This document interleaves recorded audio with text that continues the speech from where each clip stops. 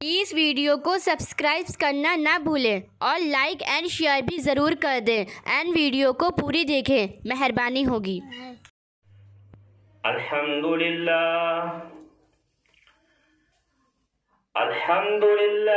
نحمده ونستعینه ونستغفره ونؤمن به ونتوکل علیہ ونعوذ باللہ من شرور انفسنا ومن سیئات اعمالنا من يهده الله فلا مضل له ومن يضلله فلا هادي له ونشهد أن لا إله إلا الله وحده لا شريك له ونشهد أن محمدا عبده ورسوله وما أرسلناك إلا مبشرا ونذيرا وداعيا إلى الله بإذنه وسراجا منيرا قال الله تعالى في القرآن المجيد والفرقان الحميد فأعوذ بالله من الشيطان الرجيم بسم الله الرحمن الرحيم والعصر إن الإنسان لفي خسر إلا الذين آمنوا وعملوا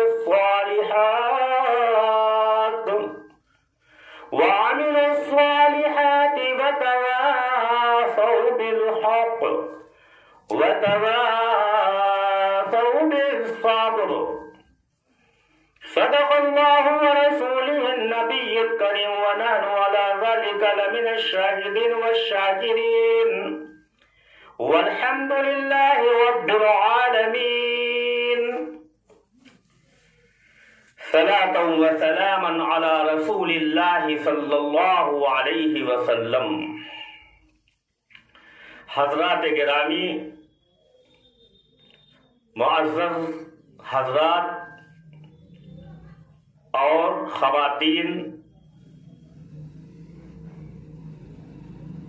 حضور پاک صلی اللہ علیہ وسلم کے شیدائیوں اور ملک ہندوستان کے علم برداروں، فضل ہے اس باری تعالیٰ کا جس نے ہمیں اور آپ کو ایسی دولت عطا فرمائی کہ جو دولت پانے کے بعد انسان بہت ہی زیادہ خوش نصیب اور بہت ہی زیادہ خوش قسمت ہوتا ہے۔ آج جو میں نے قرآن کریم کی سورت مقدسہ سورۃ العصر جو مکیہ ہے، جس میں 3 آیت ہیں جو میں نے آپ حضرات کے سامنے تلاوت کی ہے،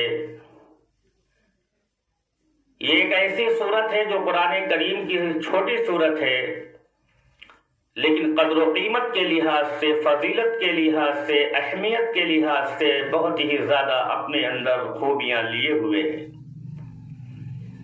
اول بات تو یہ ہے کہ اس صورت مقدسہ میں اللہ تبارک و تعالی نے زمانے کی قسم کھائی ہے، اور جب آدمی کوئی قسم کھاتا ہے تو اس کا مطلب یہ ہوتا ہے کہ وہ کوئی بات کہنا چاہتا ہے، کوئی بات بتانا چاہتا ہے،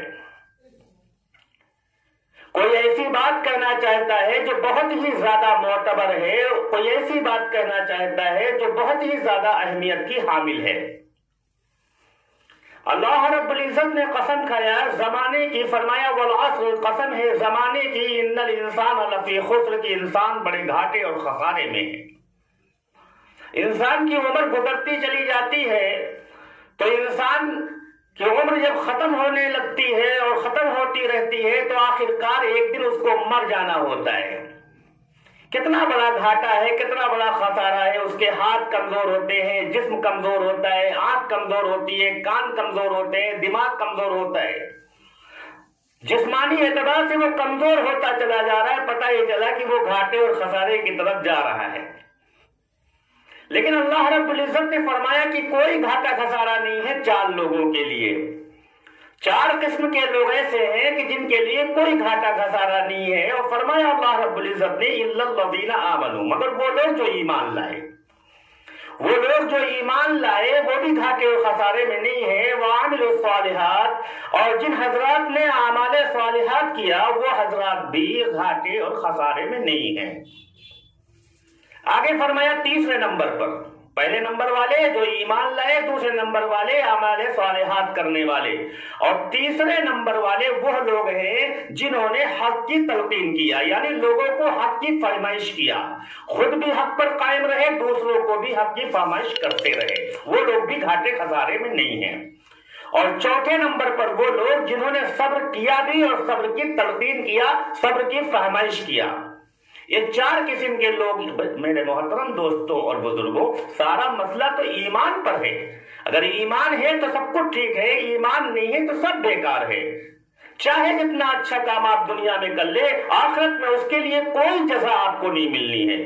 آخرت میں اس کے لیے کوئی، ایک واقعہ یاد آیا، لطیفہ یاد آیا کہ حضرت یونس علیہ السلام، حضرت نوح علیہ السلام کو جب یہ پیغام الہی ہوا، حضرت نوح علیہ السلام کے پاس جبریل امین تشریف لائے اور اللہ کا پیغام سنایا کہ اے نوح، آپ کی امت آپ کی بات نہیں مانتی، آپ کی امت آپ کے پیروکار نہیں بننا چاہتی، آپ کی امت آپ کا کہنا نہیں ماننا چاہتی، آپ کی امت بگڑ رہی ہے، وحدانیت سے دور ہو رہی ہے، نبی کے کردار سے دور ہو رہی ہے، نبی کے طریقے کار سے دور ہو رہی ہے، نبی کے فرمان کو ماننے کا انکار کر رہی ہے، اور نبی کے نقش قدم پر چلنے میں غیرت محسوس کر رہی ہے۔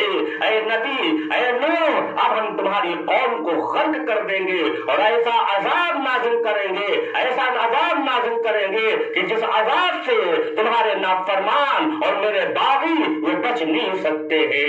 حضرت نوح نے کہا اے اللہ وہ کون سا عذاب ہوگا؟ اللہ نے فرمایا اے نوح وہ عذاب ہوگا پانی کا۔ کائے کا؟ پانی کا عذاب۔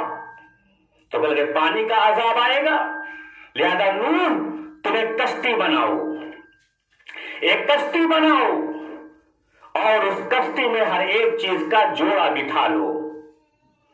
جو کشتی میں سوار ہو جائے گا یعنی کشتی نوح میں وہ نجات پا جائے گا، اور جو کشتی نوح سے دور ہوگا وہ اللہ تبارک و تعالیٰ کے قہر کے قریب ہوگا، اور جو نوح علیہ السلام کی کشتی میں ہوگا وہ حضرت نوح کی کشتی میں ہوگا وہ اللہ تبارک و تعالیٰ کے عذاب سے دور ہوگا۔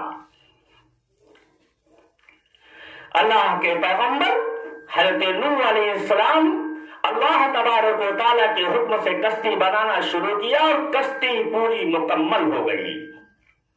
اس کے بعد اللہ تبارک و تعالیٰ نے یکایک آسمان سے بارش، زمین سے پانی کے چشمے، در و دیوار سے پانی کے کیا کہتے ہیں نام لیجئے اس کا چشمے، وہ نکالنا شروع کر دیا، اور اتنا پانی آیا، اتنا پانی آیا کہ کشتی جو ہے وہ پانی پہ ایسا تیر رہی تھی، الکوڑا لے رہی تھی، اور میرے محترم دوستوں اور بزرگوں جو کشتی میں بیٹھے تھے وہ تو بچتے ہوئے لگ رہے تھے، اور جو کشتی میں نہیں تھے وہ کشتی سے اللہ تبارک و تعالیٰ کے عذاب میں ڈوب رہے تھے۔ اچانک حضرت نوح علیہ السلام کی نظر ایک شخص پر پڑتی ہے۔ حضرت نوح علیہ السلام نے دیکھا، اور دیکھنے کے بعد غور سے دیکھا تو پتہ یہ چلا کہ یہ تو میرا بیٹا ہے کنعان، کون ہے؟ میرا بیٹا کنعان۔ اللہ کا پیغمبر حضرت نوح علیہ السلام اپنے بیٹے کی طرف دیکھا، اور جب بیٹے کی طرف دیکھا تو محبت پدری جاگ اٹھی، اور اللہ کا پیغمبر حضرت نوح علیہ السلام نے اپنے بیٹے سے کہا، اے میرے بیٹے کنعان، کشتی میں آ جاؤ۔ اگر آج تم کشتی میں آ جاؤ گے اللہ کے عذاب سے بچ جاؤ گے، اور اگر آج تم نے کشتی نوح میں سوار ہونے سے انکار کر دیا تو اللہ کے عذاب میں ڈوب جاؤ گے۔ کنعان نے کہا، ابا جان، نہیں، ہم تمہاری کشتی میں نہیں آئیں گے، ہم تو جودی پہاڑ پر چڑھ جائیں گے۔ لیکن محبت پدری جاگ رہی تھی، اور محبت پدری جو ہے وہ نیند سے بیدار ہو رہی تھی۔ حضرت نوح نے دوبارہ اپنے بیٹے کنعان سے کہا، اے بیٹے کشتی میں آ جاؤ۔ بیٹے نے پھر انکار کر دیا۔ پھر تیسری مرتبہ جب حضرت نوح نے اپنے بیٹے کو مخاطب کیا اور اپنے بیٹے سے کہا، اے میرے لگتے جگر، اے میرے نور نظر، کشتی میں آ جاؤ، آج تمہیں کوئی بچانے والا نہیں۔ نوح علیہ السلام نے کہا، اے میرے بیٹے آ جاؤ کشتی میں، آج جو اس کشتی میں موجود ہوگا وہی اللہ کے عذاب سے بچ سکتا ہے۔ جب تیسری مرتبہ حضرت نوح علی نبینا علیہ السلام نے یہ بات اپنی بیٹے سے کہا تو بیٹے نے پھر یہی جواب دیا کہ ابا جان، میں اپنی کشتی کو جودی پہاڑ پر لے کے چلا جاؤں گا، اللہ کا عذاب جودی پہاڑ تک نہیں آئے گا۔ تیسری مرتبہ حضرت نوح علیہ السلام اپنے بیٹے کو مخاطب کرنے جا ہی رہے تھے کہ حضرت جبرائیل علی نبینا علیہ السلام تشریف لے آئے اور کہنے لگے، اے اللہ کے پیغمبر، اے اللہ کے پیغمبر، اللہ نے کہا ہے چوتھی مرتبہ اگر آپ نے اپنے بیٹے سے کشتی میں بیٹھنے کو کہا تو تاج نبوت اتار لوں گا، تاج نبوت اتار لوں گا۔ یہ بات حضرت نوح علیہ السلام نے جب جبرائیل کی زبان سے سنا تو حضرت نوح علیہ السلام خاموش اپنی کشتی میں بیٹھ جاتے ہیں۔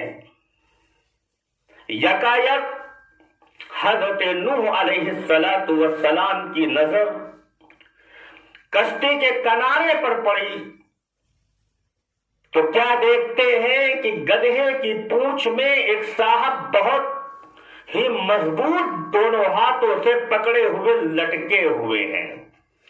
حضرت نوح نے سوچا یہ بیچارہ وقت کا مارا یہ آخر کار میرے کشتی میں بیٹھے ہوئے گدھے کی پونچھ میں کیوں لٹکا ہے؟ تو حضرت نوح علیہ السلام نے کہا کہ بھائی تم آخر میری کشتی میں کیوں نہیں آئے؟ اللہ کے عذاب سے بچنے کے لیے، اللہ رب العزت کے عذاب سے دور رہنے کے لیے تمہیں تو کشتی میں سوار ہو جانا چاہیے، نہ کہ تم اللہ تبارک و تعالی کے عذاب سے بچنے کے لیے تم گدھے کی پونچھ کو تھامے ہوئے ہو۔ تو اس نے کہا میں ڈر رہا تھا کہ کہیں کشتی میں آپ کے بیٹھوں تو آپ کہیں منع نہ کر دیں، آپ مجھے روک نہ دیں، اسی لیے میں کشتی میں نہ بیٹھا، اور اللہ کے عذاب سے مجھے ڈر تھا کہ کہیں اللہ کا عذاب ہم پر نازل نہ ہو جائے، اس لیے میں آپ کی کشتی کے قریب آ گیا۔ حضرت نوح نے کہا کہ کیوں تم ڈر رہے تھے جب سارے لوگوں کو میں نے کہا کہ جس کا دل چاہے وہ آ جاوے اور وہ کشتی میں سوار ہو جائے تو اس میں ڈرنے کی کیا بات ہے؟ تو اس نے کہا بات یہ ہے کہ میں ابلیس ہوں، میرا نام ابلیس ہے، شیطان ہے، اور میں اللہ کا باغی ہوں۔ اللہ تبارک و تعالیٰ کی نافرمانی کی تھی، اللہ کا حکم ہوا تھا۔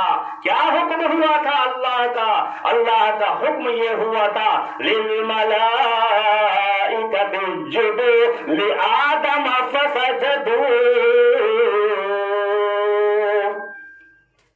اللہ کا یہ اعلان ہوا تھا کہ اے فرشتوں، اے لوگوں، یہ آدم کا سجدہ کرو۔ میں نے سجدہ نہیں کیا، میں کافر ہو گیا، میں انکار کرنے والا ہو گیا، میں اللہ کا باغی ہو گیا، مجھے جنت سے اللہ نے نکال دیا۔ حضرت نوح نے کہا کہ جب اللہ نے تمہیں نکال دیا تھا تو میں تو تمہیں کشتی میں بیٹھنے دوں گا ہی نہیں۔ اب تم میری کشتی میں نہیں بیٹھ سکتے کیونکہ تم اللہ کے باغی ہو، تم اللہ کے حکم کی نافرمانی کرنے والے ہو، تم حضرت آدم علیہ السلام کا سجدہ نہ کر کے اللہ تبارک و تعالیٰ کے دشمن ہو گئے۔ اس لیے قرآن کہتا ہے ان الشیطان للانسان عدو مبین۔ انسان جو ہے، انسانوں کا جو ہے یہ دشمن ہے، کھلا ہوا دشمن ہے شیطان۔ ان الشیطان، بے شک شیطان انسان کا کھلا ہوا دشمن ہے۔ عدو مبین، عدو مانے دشمن اور مبین مانے کھلا ہوا، ظاہری، اوپن۔ اللہ کا پیغمبر حضرت نوح علیہ السلام نے فرمایا کہ چھوڑ دے یہ گدھے کی پونچھ چھوڑ دے، چل نیچے پانی بھرا ہے، ڈوب جا۔ اس نے کہا نوح کیا کہہ رہے ہو، مجھے کشتی میں آنے دو۔ کہ کیوں آنے دو؟ تم تو اللہ کے باغی ہو، جو اللہ کا باغی ہے وہ پیغمبر کی کشتی میں نہیں بیٹھ سکتا، وہ پیغمبر کی کشتی میں نہیں بیٹھ سکتا، وہ کہیں بھی جا کے بیٹھے، وہ کہیں بھی جا چلا جائے، لیکن پیغمبر کی کشتی میں نہیں آ سکتا، میں بیٹھنے نہیں دوں گا۔ وہ گدھے کی پونچھ پکڑے ہوئے کہہ رہا تھا نوح کیا کہہ رہے ہو، مجھے کشتی میں بیٹھنے دو، میں تمہیں تین ایسی باتیں بتاؤں گا جو تمہاری امت کے فائدے کے لیے ہوں گی، تمہاری امت کے فائدے کے لیے ہوں گی، ایسی تین باتیں میں تمہیں بتاؤں گا۔ لہذا حضرت نوح علیہ السلام چونکہ نبی ہیں، حضرت نوح علیہ السلام چونکہ پیغمبر ہیں اور امت کا درد ہے دل میں، اور نبی کے بارے میں قرآن میں آیا ہے حریص علیکم بالمؤمنین رؤوف الرحیم، حریص علیکم بالمؤمنین رؤوف الرحیم۔ لہذا لالچ آ گئی، حضرت نوح علیہ السلام کو لالچ آ گئی، کاہے کی؟ دولت کی نہیں، اقتدار کی نہیں، ثروت کی نہیں، پیسے روپے کی نہیں، مکان جائیداد کی نہیں، عورت کی نہیں، لالچ آئی، امت کو فائدہ پہنچانے کی لالچ آئی۔ حضرت نوح علیہ السلام نے کہا بتا، دعویٰ کرتا ہے تین باتیں بتانے کی، بتا۔ کہنے لگے ایسے نہیں بتاؤں گا، ایسے نہیں بتاؤں گا، بتانے کی ایک شرط ہے۔ کہ لے کیا؟ مجھے اندر آنے دے۔ حضرت نوح نے کہا نہیں، اندر نہیں آنے دوں گا، اندر آنے کی اجازت نہیں ہے، اندر نہیں آ سکتا، پہلے وہ تین باتیں بتا۔ شیطان نے کہا نہیں میں نہیں بتاؤں گا، میں نہیں بتاؤں گا، بتاؤں گا اس شرط پر کہ مجھے اندر آنے دو۔ تو نوح نے کہا ٹھیک ہے، اگر تیری یہ شرط ہے تو میری بھی ایک شرط ہے۔ کہ وہ کون سی شرط ہے؟ کہ وہ میری ایک شرط یہ ہے کہ تو دو باتیں پہلے بتا، اور جو ایک رہ جائے گی وہ کشتی میں آنے کے بعد بتانا۔ اس نے کہا ایسا نہیں کریں گے، ایک بات میں پہلے بتاؤں گا، دو باتیں۔ تو شیطان ہے نا، شیطان ہے، مکر و فریب کا دل دادا ہے، मकर और फरेब का जो है अलंबरदार है, मकर और फरेब में सबसे आगे है। हजरत नूह अलैहिस्सलाम को भी ये बहका रहा था, अल्लाह तबारक व तआला से झूठ बोला था, अल्लाह तबारक व तआला से मकर किया था। फिर हजरत आदम अला नबीना अलैहिस्सलातु वस्सलाम का सजदा न करके अल्लाह का बागी हो गया था। और ये शैतान चूंकि मकर और फरेब का अलंबरदार है, इसीलिए ये फिर चाल खेला कि दो बातें मैं कश्ती में आकर बताऊंगा और एक बात जो है वो पहले बताऊंगा। शक मंजूर हो तो अंदर आऊं, वरना फिर जाऊं। है तो नूह ने सोचा मौका अच्छा है, एक बात तो मालूम ही हो जाएगी अगर ये झूठ बोला। अगर फॉर एग्जाम्पल मान लीजिए कि एक बात इसने बता दिया और ये कश्ती में आ गया और दो बातें इसने नहीं बताई, तो मैं कश्ती से फेंक दूंगा, इसे एक बात तो मालूम ही हो जाएगी। कह लगे आ जा अंदर, लेकिन बता पहले। उसने कहा आ जाने दो, उसने कहा बताओ पहले। उसने कहा आ जाने दो, उसने कहा नहीं बताओ पहले। हजरत नूह ने कहा पहले एक बात तो बताओ। कह लगे सुनो, हसद के जरिए से मैं तुम्हारी उम्मत में ऐसा बिगाड़ पैदा कर देता हूं, यानी आपकी उम्मत के अंदर हसद पैदा कर देता हूं, जिसके जरिए से उसकी नेकियां सारी रायगा चली जाती है, खराब हो जाती है। अब आने तो अंदर चूंकि वादा कर चुके तो नबी झूठा नहीं होता, नबी जो कह देता है वो करके दिखाता है। नबी ने जिस चीज का तहैया कर लिया उसका इनकार नहीं करता है। नबी ने कह दिया था तो नबी ने कहा आ जाओ अंदर। अब वो शैतान कश्ती में आ जाता है, और जब कश्ती में शैतान आ जाता है गधे की पूंछ छोड़ देता है। गधा भी अपने हाँफ रहा था क्योंकि इतनी देर से वो लटका था, उसके अंदर सारी गुफ्तगू गधा भी सुन रहा था, जल्दी गुफ्तगू खत्म हो और जल्दी से हम इससे बच जाएं, और वो लटका है पीछे। अच्छा, गधे ने भी सुकून हासिल किया। अब वो शैतान अंदर आ गया। शैतान से तो नूह ने कहा वो दो बातें जल्दी बताओ, जल्दी वो दो वाला बताओ वरना कश्ती से बाहर निकाल दूंगा। उसने कहा दूसरी चीज इल्म वालों के अंदर और आमाले सालिहात करने वालों के अंदर तकब्बुर पैदा कर देता हूं। क्या पैदा कर देता हूं? तकब्बुर पैदा कर देता हूं। बीवी के अंदर शौहर के लिए तकब्बुर पैदा कर देता हूं। बेटे के लिए माँ बाप की तरफ से तकब्बुर पैदा कर देता हूं। मालदार के अंदर गरीबों की तरफ से तकब्बुर पैदा कर देता हूं। अमीरों के लिए, फुकरा के लिए अमीरों के अंदर तकब्बुर पैदा कर देता हूं। आलिमों के अंदर जाहिलों के लिए तकब्बुर पैदा कर देता हूं, और इस तकब्बुर के जरिए से उसका सारा मामला खराब हो जाता है। कहने के तीसरी बात बताओ। शैतान ने कहा तीसरी बात बता दूं? कहने लगे वादा किया है तुमने, तुमको बताना पड़ेगा। कहने लगे तीसरे नंबर पे तुम्हारी उम्मत यानी पैगंबर की उम्मत में रिया पैदा कर देता हूं। रिया कहते हैं दिखावे को। नमाज पढ़ेगा अब्बा को दिखाने के लिए, रोजा रखेगा अम्मा को दिखाने के लिए, मस्जिद जाएगा मोहल्ले वालों को दिखाने के लिए, नेक अमल करेगा, अच्छा अमल करेगा, बेहतरीन अमल करेगा जमाने को दिखाने के लिए। और जो काम दिखाने के लिए है अल्लाह के लिए हो ही नहीं सकता। और जो काम अल्लाह के लिए है उसमें रिया नहीं हो सकती। और अगर किसी काम में अल्लाह तबारक व तआला के लिए कोई काम नहीं किया गया, फजर पढ़ो, ज़ोहर पढ़ो, असर पढ़ो, मगरिब पढ़ो, ईशा पढ़ो, लेकिन अल्लाह के लिए न पढ़ो तो वो रियाकारी में आ जाएगा। और जो अमल रियाकारी में आ जाएगा वो अमल बिल्कुल बेकार हो जाएगा। शैतान ने कहा इन तीनों चीजों के जरिए से मैं आपकी उम्मत में बिगाड़ पैदा कर देता हूँ। हज़रत नूह ने कहा अच्छा, उसी चीज को कुरान ने कहा है इन्नल्लज़ीना आमनू व अमिलुस्सालिहात व तवासौ बिल हक़्क़ि व तवासौ बिस सब्र। अल्लाह तबारक व तआला हमें और तमाम उम्मत मुहम्मदिया को आका इनामदार ताजदार मदीना जनाब मोहम्मद रसूलुल्लाह सल्लल्लाहु अलैहि वसल्लम के लाए हुए दीन पर अमल करने की तौफीक अता फरमाए और अल्लाह तबारक व तआला की मंशा के मुताबिक जिंदगी गुजारने की तौफीक अता फरमाए और अल्लाह रब्बुल इज्जत साथ ही साथ हमें और तमाम उम्मत को दुनिया और आखिरत की भलाई नसीब फरमाए। व आखिरु दावाना अनिल हम्दुलिल्लाहि रब्बिल आलमीन व मा अलैना इल्लल बलाग।